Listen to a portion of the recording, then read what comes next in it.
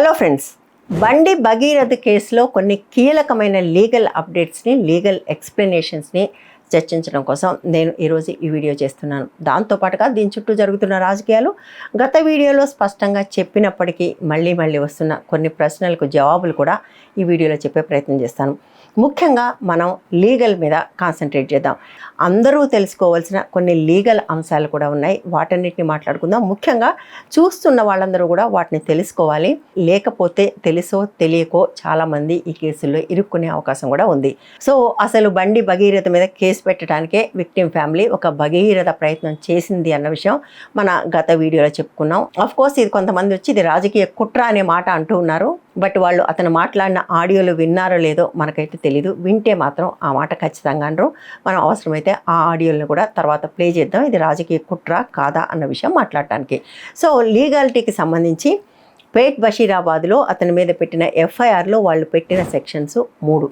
BNS 74-75, పోక్సోలో 11-12, 11 reading with 12 అంటారు. అంటే 11లో ఆ అఫెన్స్ ఉంటుంది, 12లో దానికి సంబంధించిన శిక్ష ఉంటుంది. నిజానికి ఇదే చాలా పెద్ద మోసం. పోక్సో అనగానే చాలామంది అది చాలా పెద్ద కేసు అని, అందులో ఇరుక్కుంటే బయటకు రావడం చాలా కష్టమని అనుకుంటారు. కానీ చట్టాల్లో ఉండే లూప్ హోల్స్ పోలీసులకు, లాయర్లకు తెలిసినట్టుగా ఎవరికి తెలీదు. ఈ సెక్షన్ పెట్టడమే ఈ కేసులో చేసిన అతి పెద్ద ద్రోహం. ఎందుకంటే ఈ సెక్షన్ కింద నేరం కేవలం సెక్షువల్ హెరాస్మెంట్, అంటే లైంగికంగా వేధించడం మాత్రమే. దీనికి పడే శిక్ష కేవలం 3 సంవత్సరాలు మాత్రమే. 7 సంవత్సరాల కంటే తక్కువ శిక్ష పడే సెక్షన్ ఏది పెట్టినా కూడా వాళ్లకు స్టేషన్ బెయిల్ ఇచ్చే అవకాశం ఉంది. అంటే ఒరిజినల్గానే వాళ్ళు ఈ కేసులో బండి భగీరథకి స్టేషన్ బెయిల్ ఇచ్చే అవకాశాన్ని కల్పిస్తూ కేసు పెట్టారనమాట. అంటే కేసుని నీరు గార్చడం అంటారు కదా, సో ఈ దశలోనే అది జరిగింది. కానీ ఇది ఇంత పెద్ద గొడవ అయిపోయి, ఇంత ఇష్యూ అయిపోయిన తర్వాత అరెస్ట్ చేసి జైలుకి కూడా పంపించకుండా స్టేషన్ బెయిల్ ఇస్తే మరింత గందరగోళం జరుగుతుందని యాంటిసిపేటరీ బెయిల్ కోసం వెళ్ళారు. ఎందుకంటే పోక్సో కేసు పెడితే ప్రైమా ఫాసీ ఉంటే తప్పకుండా అరెస్ట్ చేయాలనేది చట్టం. వాళ్ళ నానే చెప్పినట్టుగా అటువంటి కేసు పెట్టినప్పుడు తప్పనిసరిగా అరెస్ట్ చేయాలి. అలా అరెస్ట్ చేయలేకపోతే పోలీసులు కూడా సిగ్గుపడాలి. ఆ మాట కూడా ఆయన చెప్పారు కదా. కానిస్టేబుల్ బాధపడుతున్నారు, ఇంతమంది ఒక ఎస్ఐ బాధపడుతూ వచ్చి మాకే సిగ్గు అనిపిస్తుందని డిపార్ట్మెంట్లో పనిచేయాలంటే చెప్పంటున్నారు. మా అధికారులకు ఇట్లా నీచంగా వివరిస్తున్నారని అని చెప్పంటున్నారు. అయితే ఈ కేసులో అరెస్టును జాప్యం చేయడానికే సిట్ కూడా వేశారు అనే విమర్శలు కూడా వచ్చాయి. కానీ ఇంట్రెస్టింగ్లీ సిట్తో మొత్తం వ్యవహారం మరింత సీరియస్గా మారింది. సిట్ని లీడ్ చేస్తున్న రితిరాజ్ గైక్వాడ్ అనే పోలీస్ ఆఫీసర్ వెంటనే అతను అబ్స్కాండింగ్లో ఉన్నాడని మాత్రమే కాకుండా నేను విక్టిమ్తో మాట్లాడేదాకా ఏమి చెప్పలేనని కూడా ఒక మాట అన్నారు. అక్యూజ్ గురించి కూడా మేము ఇప్పుడు ఇన్ఫర్మేషన్ CDR నుంచి మేము ప్రయత్నం చేస్తున్నాము. మనకు దొరకతే అతన్ని మేము ఖచ్చితంగా పట్టుకుంటాం. విక్టిమ్ స్టేట్మెంట్ ఆల్రెడీ ఒకసారి రికార్డ్ అయింది, అది కూడా నేను చదివాను. ఇంకా ఫర్దర్గా కొన్ని ఇన్ఫర్మేషన్ ఇంకా మనకు కావాలి, అందుకే మేము మళ్ళీ ఒకసారి ఆమెతోటి మాట్లాడదాం. నిజానికి ఆ మాట చెప్పినప్పుడు చాలామందికి ఈ సిట్ కూడా ఎటువంటి ఎంక్వైరీ చేస్తుందో అన్న అనుమానం అయితే వచ్చింది. కానీ ఆమె విక్టిమ్తో మాట్లాడిన తర్వాత చేసిన మొట్టమొదటి పని సెక్షన్స్ని ఆల్టర్ చేయటం. ఎఫ్ఐఆర్లో ఉన్న పోక్సో 11-12ని ఆల్టర్ చేస్తూ 5-6ను పెట్టింది. సెక్షన్ 5 ఈ చట్టంలో ఉన్న అత్యంత స్ట్రాంగ్ సెక్షన్స్లో ఒకటి. సెక్షన్ 11 ఏదైతే ముందు పెట్టారో అది అత్యంత వీక్ సెక్షన్లో ఒకటైతే సెక్షన్ 5 అత్యంత స్ట్రాంగ్ సెక్షన్స్లో ఉంది. 5 ఏమో నేరాన్ని వివరిస్తే 6 ఏమో దానికి పడే శిక్షను వివరిస్తుంది. సెక్షన్ 5లో కూడా A నుంచి U వరకు చాలా రకాల అఫెన్సెస్కి సంబంధించిన డిస్క్రిప్షన్ ఉంది. ఇందులో వాళ్ళు సెక్షన్ L పెట్టారు. ఆమె వెళ్ళి విక్టిమ్తో మాట్లాడిన తర్వాత, ఇక్కడ నేను యాక్చువల్గా పూర్తి డీటెయిల్స్లోకి వెళ్ళట్లేదు, అనేక సార్లు జరిగింది అని నిర్ధారించి ఈ సెక్షన్ పెట్టారు. ఈ సెక్షన్ కింద 20 సంవత్సరాల దాకా జైలు శిక్ష పడే అవకాశం ఉంది. సో ఇది నాన్ బెయిలబుల్ అఫెన్స్గా మారిపోయింది. ముందున్నది ఎంతో కొంత బెయిల్కి అవకాశం ఉంది, కానీ దీనికి ఖచ్చితంగా బెయిల్ వచ్చే అవకాశమే లేదు. సో ఈ సెక్షన్ని ఆల్టర్ చేస్తూ వాళ్ళు దీన్ని తీసుకుని బండి సంజయ్ ఇంటికి వెళ్తే అక్కడ ఎవరూ లేరట, గోడ కంటించారట. మేనమామకు దీన్ని సర్వ్ చేశారు. నీ మేనల్ని తీసుకుని 13వ తారీఖు మధ్యాహ్నం 2 గంటల కల్లా సిట్ ఆఫీస్కి రండి అని. నిజానికి నాన్ బెయిలబుల్ అఫెన్స్లో నోటీస్ ఇవ్వాల్సిన అవసరం ఎంత మాత్రం లేదు. కానీ పరారీలో ఉన్న బండి భగీరథ్ తను రాలేదని, మరొక 2 రోజులు సమయం కావాలని ప్రత్యుత్తరం తను రావాల్సిన టైంకి రాకుండా పంపించాడు. నిందితులకు ఇన్ని అవకాశాలు ఇస్తారా? మొట్టమొదటే కేసును నీరుగార్చే సెక్షన్ పెట్టారు. అంత సీరియస్ అఫెన్స్ ఉన్నప్పటికీ కూడా అతనికి మళ్ళీ అవకాశాలు ఎట్లా ఇస్తారు? నోటీస్ అతనికి అందింది, అతను రిప్లై కూడా ఇచ్చాడు, కానీ అతను అప్ స్కాండింగ్లో ఉన్నాడు. ఇది మనం నమ్మాలి. దీనికి ఆన్సర్ పాలిటిక్స్లో ఉంది. ఇకపోతే మరొక కీలకమైన అంశం, అది పోక్సోలో సెక్షన్ 19. సెక్షన్ 19 ఏం చెప్తుందంటే, ఎవరైనా మైనర్ మీద, అది బాలిక కావచ్చు బాలుడు కావచ్చు, మొత్తం పోక్సో కేవలం బాలికలకు సంబంధించి కాదు, అది బాలుడి మీద జరిగినా కూడా సేమ్ సెక్షన్స్ వర్తిస్తాయి. బాలిక మీద కానీ బాలుడి మీద కానీ ఏదైనా జరుగుతుంది అన్న అనుమానం వచ్చినా సరే, జరిగినా సరే, జరుగుతుందన్న అనుమానం కానీ భయం కానీ ఉన్నా సరే కూడా తప్పనిసరిగా రిపోర్ట్ చేయాలి. ఇందులో ఉన్న సెక్షన్ 19 ప్రకారం మరొక ఇద్దరు కూడా నిందితులయ్యే అవకాశం ఉంది. అందులో ఒక వ్యక్తి గతంలో జర్నలిస్ట్గా ఉండి ఇప్పుడు భారతీయ జనతా పార్టీలో ఉన్న సంగప్ప. అతనికి ఈ కేసుకు సంబంధించిన అన్ని విషయాలు తెలిసినప్పటికీ అతను దీన్ని మాఫీ చేయడానికి మధ్యవర్తిత్వం వహించడమే కాకుండా బాధిత కుటుంబాన్ని తీసుకొని బండి సంజయ్ దగ్గరికి వెళ్ళాడు అనేది విక్టిమ్ తల్లి చేసిన కంప్లైంట్లో చాలా స్పష్టంగా రాసింది.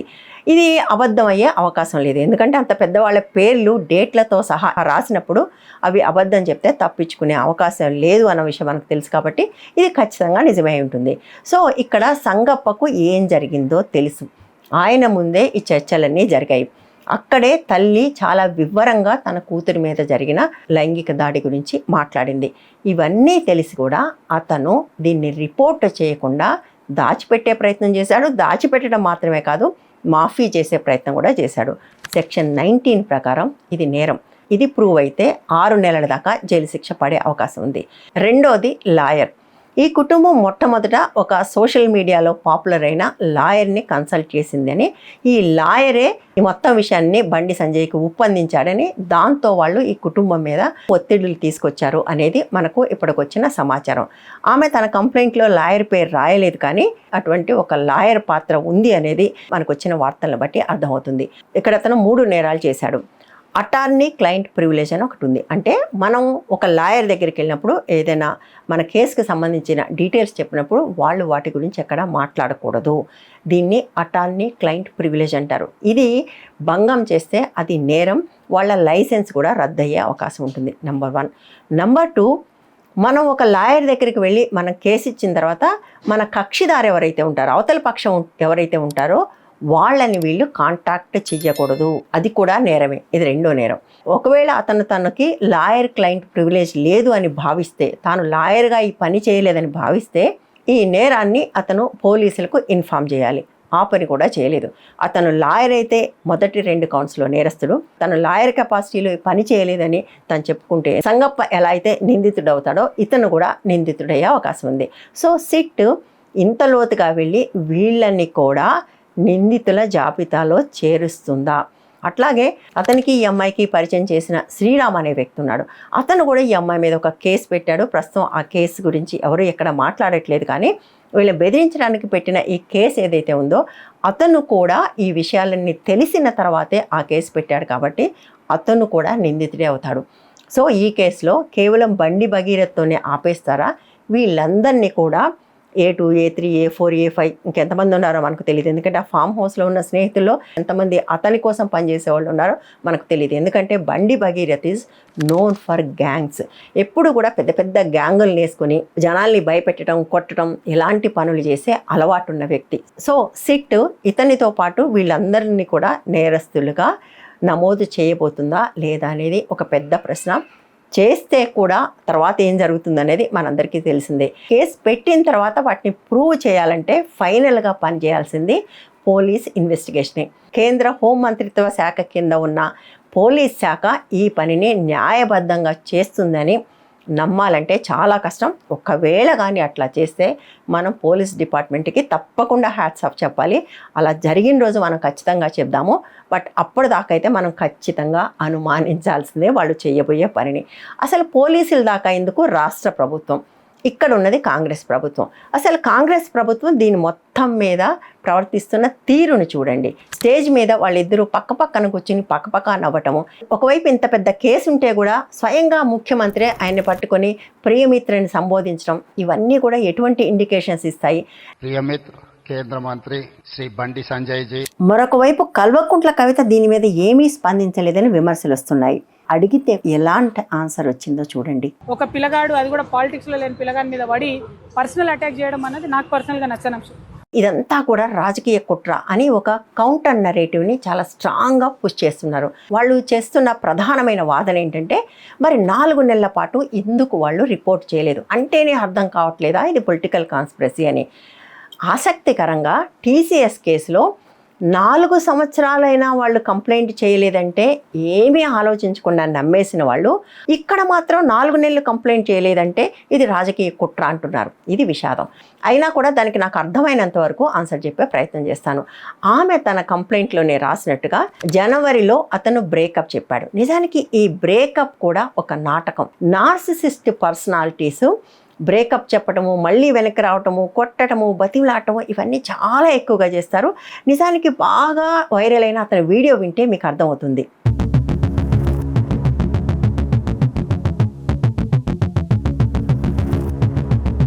అతన్నే స్వయంగా ఒప్పుకుంటున్నాడు ఆ అమ్మాయిని విపరీతంగా వేధించానని. ఇది ఒక టిపికల్ నార్సిస్ట్ టెండెన్సీ. ఒక మనిషిని కంట్రోల్లో పెట్టుకోవటానికి చేసే అనేక పనుల్లో ఈ బ్రేకప్ నాటకం కూడా ఒకటి. తన జీవితంలోకి వచ్చిన ఆడపిల్ల మీద జీవితం అంతా తనకు అధికారం ఉందని ఈ నార్సిస్ట్ పర్సనాలిటీస్ నమ్ముతాయి. బహుశా ఈ బ్రేకప్ నాటకం అయిన తర్వాత ఆ అమ్మాయి దాన్ని భరించలేక ఆత్మహత్యా ప్రయత్నం చేసిందని వాళ్ళమ్మ రాసింది కదా. ఎవరికైనా అలాంటివి జరిగినప్పుడు ఏం చేస్తారు? వెంటనే వెళ్ళి కేసులు పెట్టాలనుకోరు. ముందు ఆ అమ్మాయిని కాపాడాలి అనుకుంటారు. బేసిక్గా కుటుంబం చేసిందంతా కూడా ఆ అమ్మాయిని కాపాడుకునే ప్రయత్నం. ఈ అమ్మాయిని తల్లిదండ్రులు దూరం చేస్తున్నారనే కక్షతో ఆ అమ్మాయికి సంబంధించిన వీడియోలు బయట పెట్టడం ఇవన్నీ చేసిన తర్వాత మాత్రమే వాళ్ళు కేసు పెట్టాలని నిర్ణయించుకున్నారు. మధ్యవర్తిత్వం చేశారని మనకు అర్థమవుతుంది. సో ఈ మొత్తం వ్యవహారం చూసిన తర్వాత నాకు కనపడుతున్న ప్రధానమైన నిందితుడు బండి భగీరథ్ కాదు, రాష్ట్ర ముఖ్యమంత్రి రేవంత్ రెడ్డి. బండి భగీరథ్ నేరం గురించి తెలిసి ఆ నేరాన్ని కప్పిపుచ్చడానికి ఆయన తండ్రి చేసిన పనుల గురించి తెలిసి ఇవన్నీ తెలిసిన తర్వాత కూడా ఆయన పక్కన కూర్చుని పక్కపక్క నవ్వటము, ఈ తెలంగాణలో జెండా పాతడమే మా లక్ష్యం అంటూ వచ్చిన ప్రధానమంత్రి నువ్వు నాతో వచ్చేసే అని అడిగితే ముసిముసి నవ్వులు నవ్వటం చూస్తూ ఉంటే ఈ కేసు సక్రమంగా జరుగుతుందన్న నమ్మకం లేకపోగా చాలామంది అంటున్నట్టుగా ఒకప్పుడు ఆర్ఎస్ఎస్లో భాగంగా ఉన్న రేవంత్ రెడ్డి ఈ రాష్ట్రాన్ని ఆర్ఎస్ఎస్కి అప్పగిస్తాడు అని వస్తున్న విమర్శల్లో ఎంతో కొంత నిజం ఉందేమో అన్న అనుమానం అయితే నాకు వస్తుంది. మీరేమనుకుంటున్నారో కమెంట్స్లో రాయండి. గత వీడియోకి $1 వచ్చింది. అంతకుముందు మరో వీడియోకి అప్పటికే $1 వచ్చింది. 3 $1 వస్తే ఛానల్ రీచ్ విపరీతంగా దెబ్బతినే అవకాశం ఉంటుంది. అయినప్పటికీ రిస్క్ తీసుకుని ఈ వీడియో చేశాను కాబట్టి దీనికి కూడా $1 వచ్చే అవకాశం ఉంది. కనీసం 10 మందికి చేరేలాగా దీన్ని షేర్ చేయండి. అట్లాగే వీలైతే ఛానల్ని సపోర్ట్ కూడా చేయండి. Thank you.